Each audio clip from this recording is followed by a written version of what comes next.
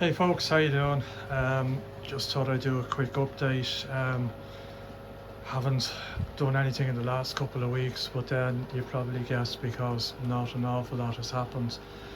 Um, I mean, the big news is, and I think everybody's experiencing the same, is you can see the top reading there is the temperature of the pond, 13.3 degrees. So that's what the cover is obviously. It got down to about 12.5, 12.6, I think, on a few colder days, but generally it's been a very mild November. I can't think back to the last time I was feeding pond fish into the middle of November. Usually it's the middle to the end of October at the very latest, but it just is very mild, and it doesn't look as though it's going to change terribly in the next week or so. Um, so not a lot done. I do have just one pump running there on the left. That's the pump to return into my main pond. It's running at about 80%, which is 20,000. So it's probably running at about 16,000 litres an hour. So fairly good turnover. Wouldn't normally have it that high when the right hand, the pump into the back of the pond, is running. When the waterfall is running, I'd probably have it down closer to 50 or 60%. But it is giving me good turnover, and the bottom of the pond is looking fairly clear, so happy enough with that. Other than that, not a lot. I am getting a leak here. I've had this on and off. You can see I have my UV going in through an end cap into one. This is one of the drum bypasses. This allows you, if you want, say, to churn out water quicker, have an outlet there instead of going to the drum, where you could maybe send it to a shower or something like that. But I've used it to put my UV in, and DVS told me that's generally what people do there. However, I have a leak, and it appears to be, in fact it's not there when I feel it now. I'm trying to find out where it is. I think it's there, but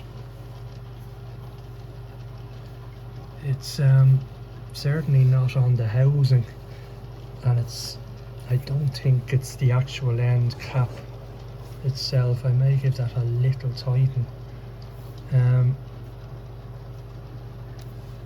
It's hard to see, but anyway, I put Tech 7 around. As you can probably see there, it's a bit messy, and it did stop it, but it started again, and it's probably as bad as it's ever been there. Now, it's not obviously terribly bad, it's just a drip, and I need to sort it out. But you know, if I have to take the end cap off and maybe give the nut, there's a nut inside with two washers. What I did was I drilled a 48mm hole in the end cap, put the fitting in, screwed it in, and there's two washers, and then I put Tech 7 in between and screwed the whole lot up, and it seemed to work fine. And there's a lot of people do that, but it's causing me a few problems. But anyway, minor.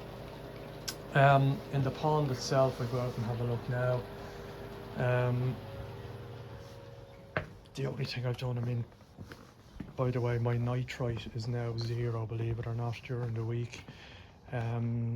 It took about, you know, I'm only feeding once a day since the temperature sort of went down below 15, but it took about 3 weeks before the nitrite went down to 0. But it is 0. Fed them there this afternoon, but I didn't bother testing it again. I'll test it maybe tomorrow.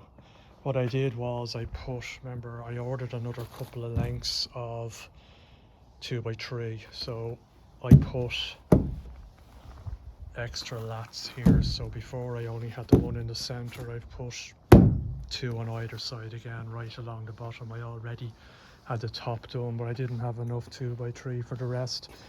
It's fine. I mean, water does rest. I saw somebody during the week doing covers, and now their woodwork skills are a lot better than mine, but they did do them raised in the middle, and you know, had the ability for the water to run off them, which makes a lot of sense. Now, it's not the end of the world again, they're pond covers.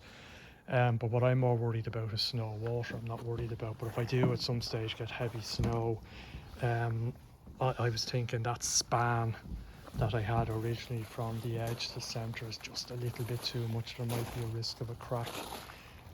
Certainly I notice it in the top because it's thinner, it's only 6mm. But it gives it a bit more rigidity. You can see the water sitting there. When I get a heavy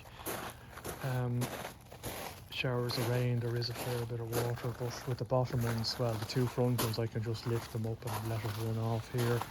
This one here I can't lift because of the design. I have a sort of a squeegee window cleaner thing. I wash it off and I am able to. There's enough, actually you wouldn't think it, but I can actually lift that one, and this clears the entrance to the waterfall there. But that's really it. I mean, I've no more plans. I'm not going to do the pergola, as I said earlier. We just decided to leave that. It's not an absolute necessity anyway. It's a nice to have on a pond. No other plans for the winter except, you know, keep feeding the fish as long as it stays above 10C, which it looks as though it will do for another week or so at the very least. And even when it does go cold with the covers on, it does take a few days for the temperature to go down. By the way, on my, I don't know if you can see it there, on my shag eye, it does have what looks like carp pox on the tail. You can just see it. It's the only fish that has it. Of course they wouldn't. You can see it there now on the anal fin and its tail. Nothing I can do about that, of course. It tends to come out when the temperature drops and when fish are younger, I believe, and as the temperature goes up or as they get older, it's less of an issue. It's a viral problem and there's nothing you can do about it. It's like warts, almost a fish version of warts. There you go. So that's it. Any questions? Oh, by the way, I think I might have said this in the last video, but I did put this on. I had this gap here between, you see these things do open up, between here and the window, and it was there, so I put another little sheet. I had plenty of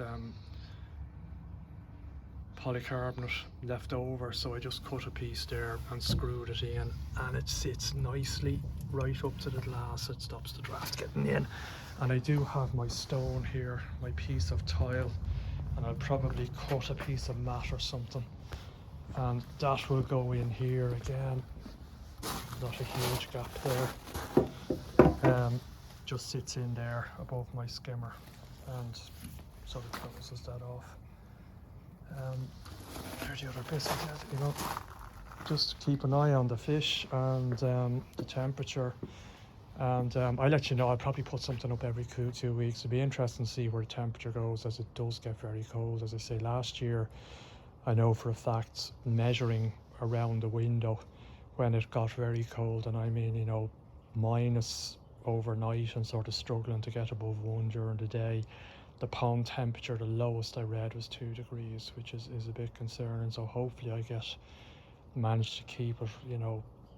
I've heard people said to me when it's covered, you know, I should be able to keep it around 8 degrees, but we'll see, because I'm not heated, as you know. So that's it. Until next time, take it easy. Cheers.